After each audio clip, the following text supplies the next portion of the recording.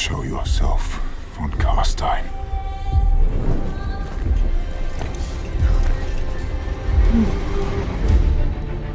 Vampires are cruel and deadly creatures in of themselves, but there was one who was more powerful and cruel than any other vampire lord. His name may send a shiver down even the most faithful of warrior priests, for he would represent the most elusive fear that affects all that live: death, and the unnaturalness of those that rise with no pulse, clammy skin, and unnatural eyes. His name was VLAD VON CARSTEIN, the herald of the First Vampire War, the one who had damned the province of Sylvania to a cursed landscape, and the one who came so close to becoming ruler of the Empire.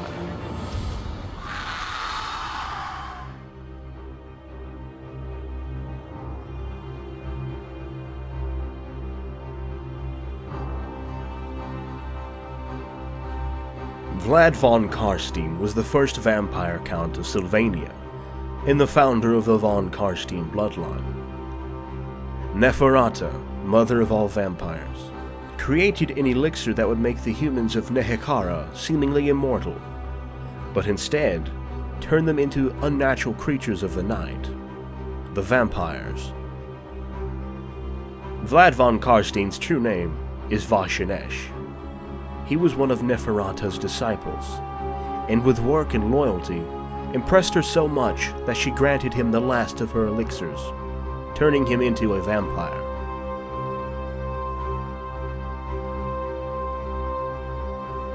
It was in the city of Lamia, also called the Cursed City, where the vampires first appeared. Through a network of spies and clever manipulation, the two vampires worked together to maintain the cities of Nehekara distant from each other, hindering any attempt at rallying against them. That worked until Alcatazar, one of the great generals of Nehekara, finally managed to unite the distant armies and bring war to Lamia with overwhelming numbers. When the city of Lamia was put to the torch by the armies of Nehekara, Neferata and the remaining vampires, including Vashinesh, had to flee, but they were soon encountered by the Arch-Necromancer himself, Nagash. The powerful necromancer offered the vampires a special artifact, a simple yet powerful ring that would bring them back from the dead at supernatural speeds, but would forever bind them to Nagash's will and that of his most loyal servant, Arkan the Black. Vashinesh was one of the vampires who accepted his gift, willingly becoming Nagash's servant. Nagash soon led the vampires toward the city of Khemri, battling legions of Nehekarans. Though Vashinesh and the rest of the vampires who accepted Nagash's gifts were eager to serve, it did not take long for them to realize they were nothing but cannon fodder for Nagash, who threw them at his foes with little care if they survived or not. Soon, they resented their service to Nagash, but the ring forced them to obey. Vashinesh, however, was a clever man. He came up with an ingenious solution. The ring bound him to Nagash so long as he was alive. So at the height of a great battle, he allowed himself to be cut down by Alcatazar, who would eventually become the man to slay Nagash with a cursed sword granted to him by the Skaven's shady Council of 13.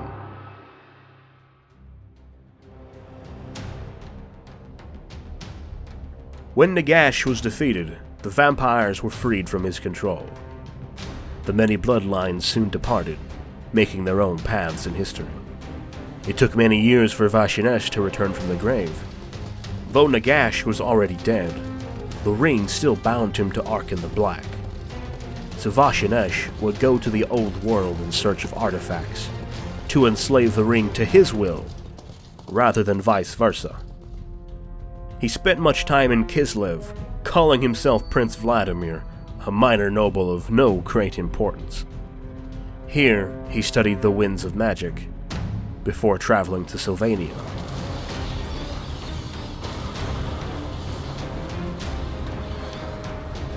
Prince Vladimir would wake from the grave an undead army to deal with the Skaven that were threatening the province, and would once again disappear.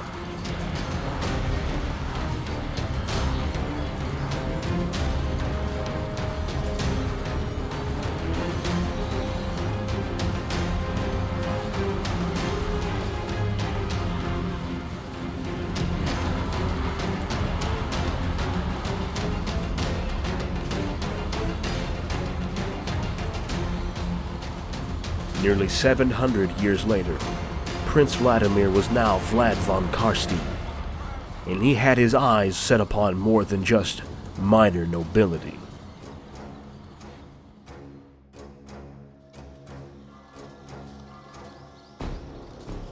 For centuries had VLAD von Carsteiin sought after satisfying the natural desire for power that all vampires have. For centuries had he hid himself within the many courts of nobles from inside the human nations of Kislev and the Empire. For centuries had he schemed and maneuvered his way to the top, but no more. With one final display of his political genius, Vlad took over control of the province of Sylvania from the despotic count, Otto von Drac, who upon his deathbed had left no heir but his daughter, Isabella von Drac. Seizing this opportunity, Vlad stormed into their household, Castle Drakenhof, and presented himself to the dying count and his daughter, citing his many noble antecedents. Soon after, he claimed the wide-eyed Isabella as his bride, and their marriage ceremony took place in the same room where the dying count rested. The relationship between the now Isabella von Carsteiin and Vlad von Carsteiin soon grew into something more than just a marriage of convenience, and when she got sick with an incurable disease, the same that had claimed her father, Vlad had no choice but to turn his lover into a vampire, thus saving her life. I am darkness. Over the years, more and more nobles were beginning to be seen less often, their skin growing ever paler and their presence being felt late into the dark nights of Sylvania.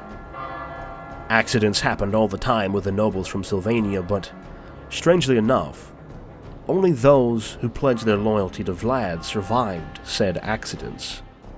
Slowly but surely, priests of Sigmar and of Mor began to withdraw from the province, either being cast out, chased away, or assassinated. Meanwhile, the city of Mordheim, capital of the imperial province of Ostermark, was struck by a meteor of pure warpstone.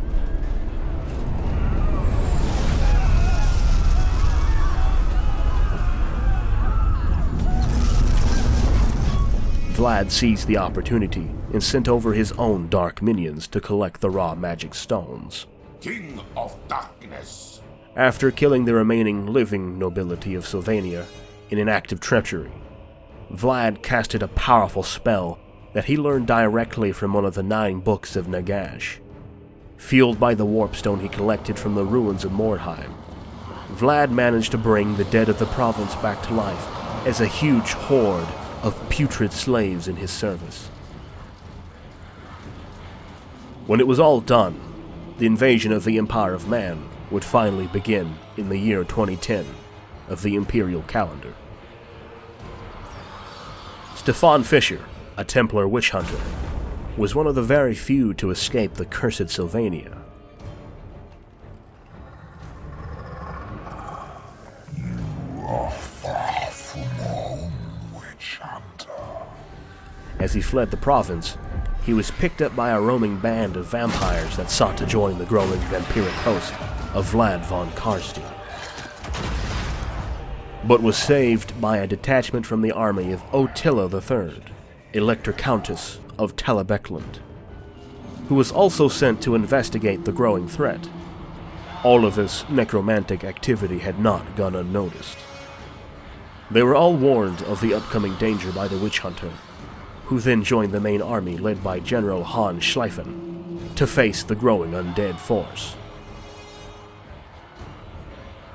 As the undead forces crossed the River Ster, they were met by the valiant and courageous men sent by Attila at the Essen ford.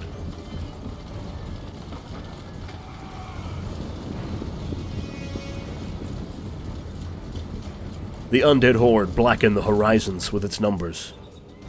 The cursed army marched slowly, the formation suffering catastrophic losses, with volleys of crossbow bolts and gunpowder fire tearing holes in the incoming mass of bodies. But still, the necromantic powers commanded by Vlad and his thralls was too much, resurrecting every single loss they suffered, marching onwards without stopping.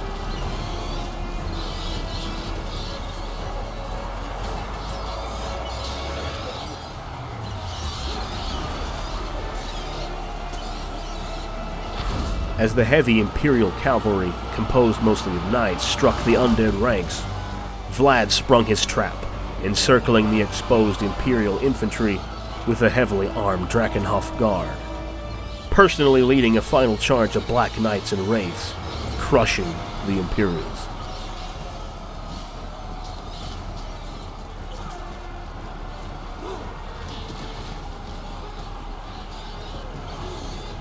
The war continued for another 40 years after the events at the Essen ford. Wherever Vlad and his army went, their dark shapes put an aura of death and despair upon the Empire. Countless times was he killed in battle, each and every time again rising back to life in order to kill his murderer.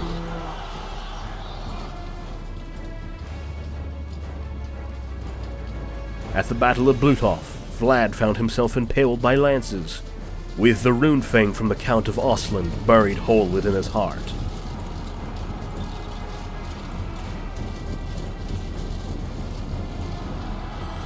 Yet he reappeared 3 days later to execute prisoners in Bluthof.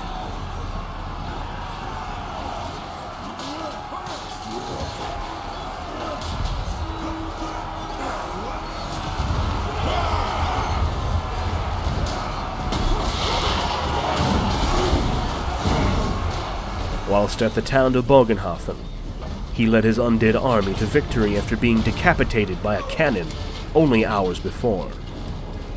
The undead rising as soon as they fell.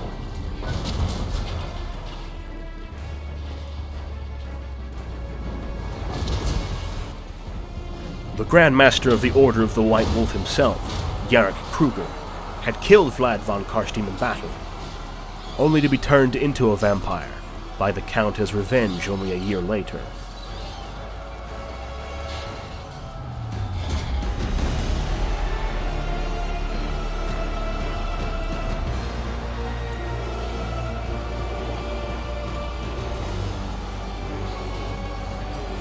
After multiple battles and encounters that at first seemed victories, but then turned to terrible losses, all hope seemed lost to the Empire, as the undead army eventually began its slow march towards the great capital of Altdorf. When the army of the undead finally arrived at Altdorf, capital of the Empire, Vlad gave his ultimatum. Open the gates and serve him in life, or fight on and serve him in death. The city would not surrender. The Grand Theogonist Wilhelm III, High Priest of the Cult of Sigmar, isolated himself within the great Temple of Sigmar for 3 days of prayer. When he emerged once more, he claimed that Sigmar had revealed the salvation of the Empire to him. Felix Mann, the greatest thief of his age, departed straight for Vlad von Carstein's encampment. His mission, to to steal the magical ring from Vlad's finger. In the middle of the night, the thief managed to slip past the undead encampment, with stealth and treachery. Felix Mann succeeded on his mission, and then disappeared, never to be seen again.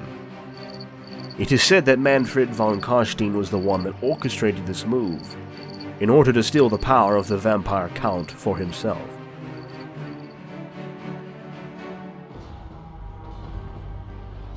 When Vlad von Carstein woke, he ordered an immediate attack on the city. He was enraged.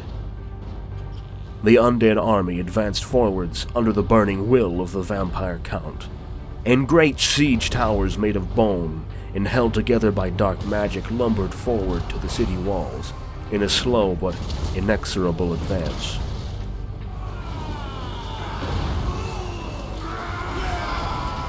The walls of Altdorf were manned by swordsmen, and the gates had been reinforced. The capital of the Empire would hold back the tide.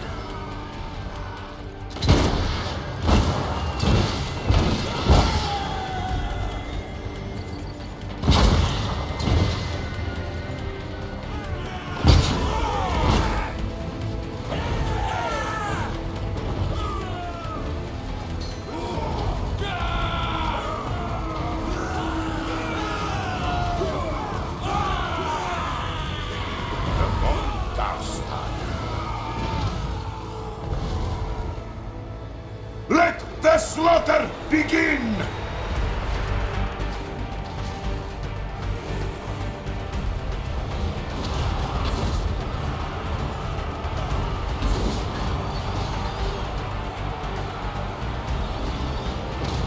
I have not seen such a pathetic sight since mine father-in-law Otto took his last breath. Is this all that thine empire can muster?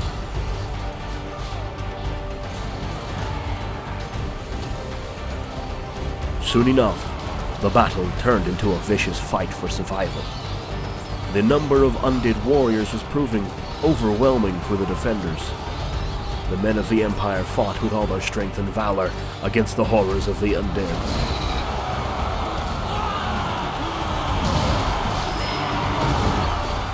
What a pitiful age this is. It makes me ponder for the era of worthy foes such as Wilhelm or that wolf knight Kruger. Not this pathetic squabble of mortal men. Yet my sword thirsts, and so it shall be slaked in the blood of living fools that think to challenge the might of von Carstein.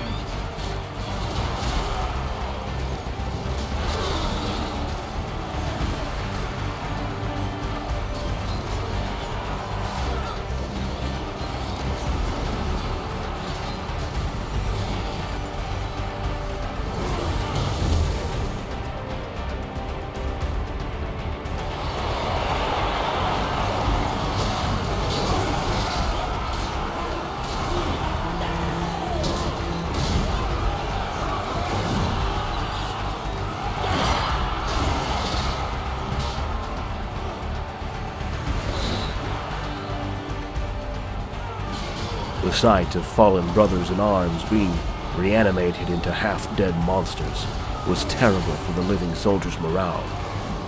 Time was vital, and with each passing minute, more men fell to the tide of death that the vampire count had brought upon the capital of the Empire of Man. Vlad fought his way personally into the city, slaughtering all in his path. At the center of the vast struggle that engulfed the city, the Grand Theogenes clashed with Vlad von Carstein. Holy hammer against magical blade.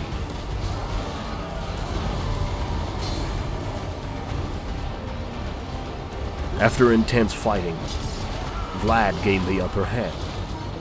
Wilhelm became tired, while the vampire count did not.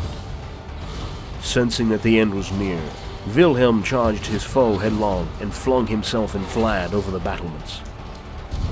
The two fell together on a wooden spike at the wall's foot. Without the protection from his magical ring, Vlad von Carstein screamed and died. This time, his body stayed impaled in place without moving.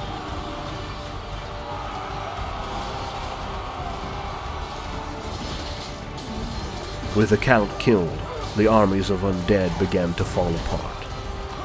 The siege had to be lifted when the rest of the vampire counts began to fight amongst themselves for control of the crumbling army.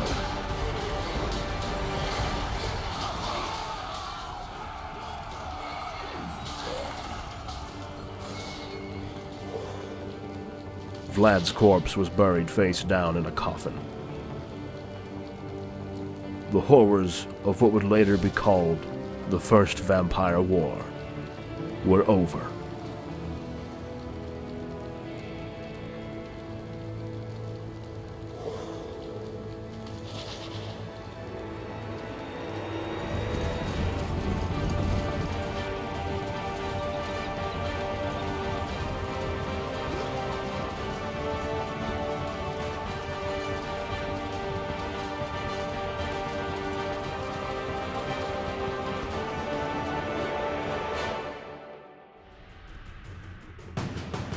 On this channel, we are putting together narrative Total War cinematic battles and Warhammer lore videos.